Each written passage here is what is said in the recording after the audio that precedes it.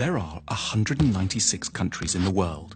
25 of them are very rich, defined as having an average wealth per person of over $100,000 a year. They are. But far more countries are quite poor, and some, which we're considering here, are very, very poor.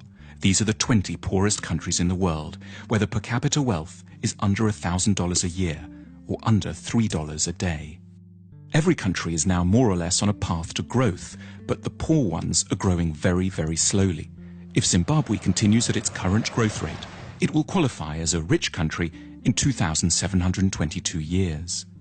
What we want to know in this film is why some countries prosper and others stagnate, so that we can understand what rich countries are doing right and get a better grip on the challenges and hurdles facing poor countries. There are basically three factors that determine whether a country will be rich or poor. The first is institutions. Institutions are beyond important. Broadly speaking, rich countries have good institutions and poor ones have very, very bad ones. The correlation between poverty and corruption is direct. The richest countries in the world are quite simply invariably also the least corrupt ones.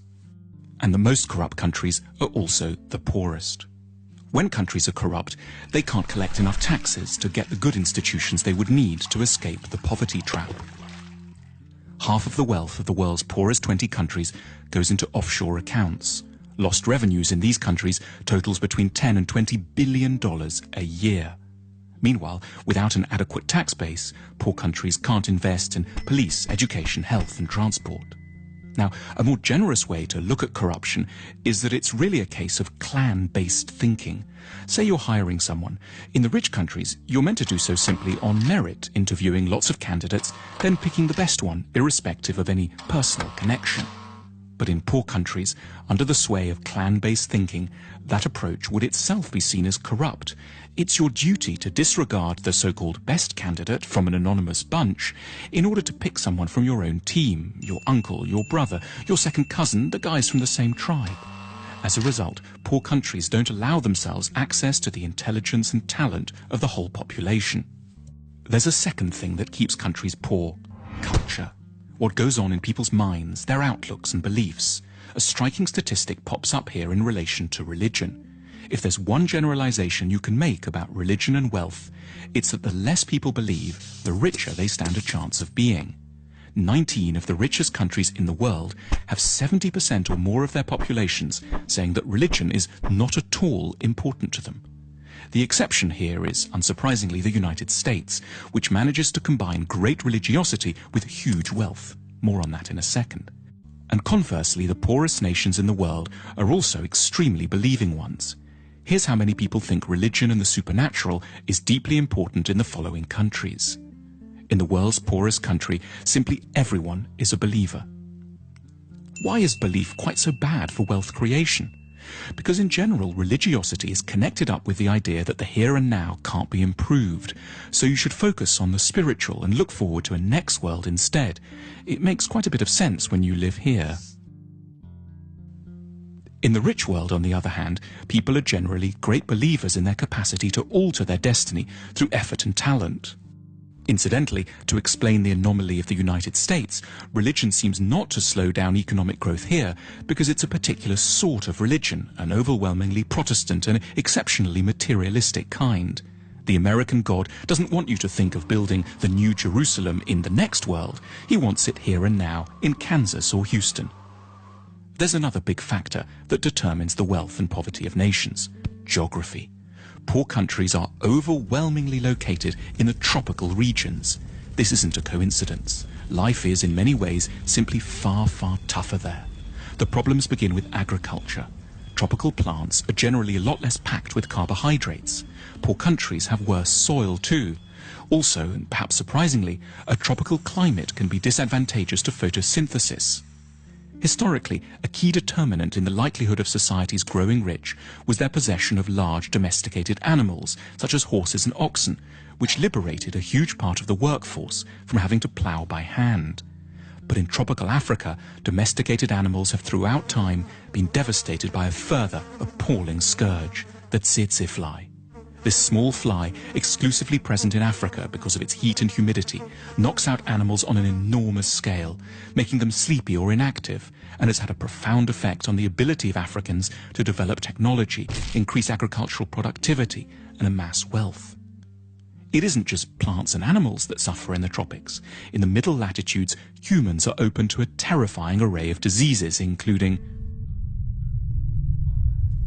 100% of low-income countries are affected by at least 5 tropical diseases simultaneously.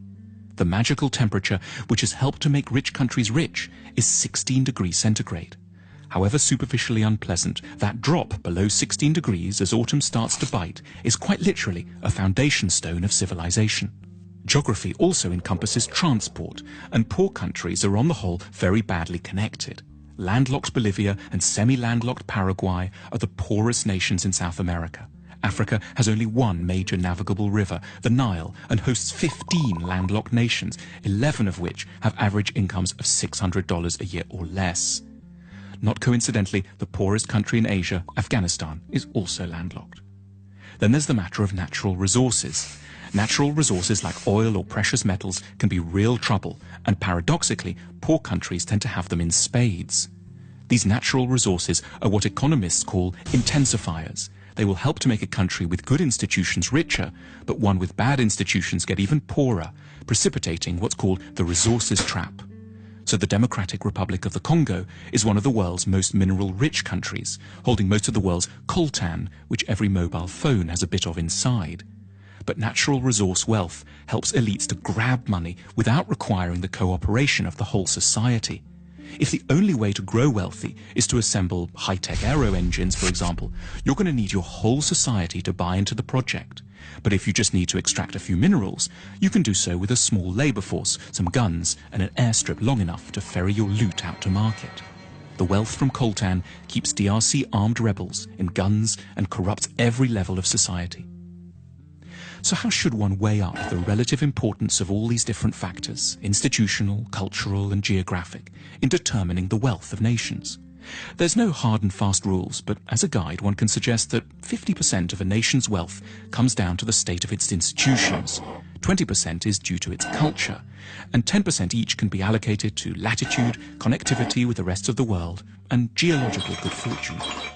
If you're a policymaker, this discussion has wide practical implications. But at a more personal level, one might take away 2 things from it. Firstly, modesty. You should have a better idea of what you owe your individual success to, which is not so much your own hard work or fine mind, as the broader society you live in, which was produced over centuries and which you now draw benefit from unknowingly. At the same time, sympathy, an ability not to see failing societies just as basket cases, but rather as countries facing comprehensible and hugely difficult problems. Our sympathy can be enhanced by reflecting that the troubles of desperate lands are to a considerable extent to do with malaria, a lack of navigable river, and the horrific buzzing of the tsetse fly, rather than always some more intimate human failing, which we would ourselves never manifest.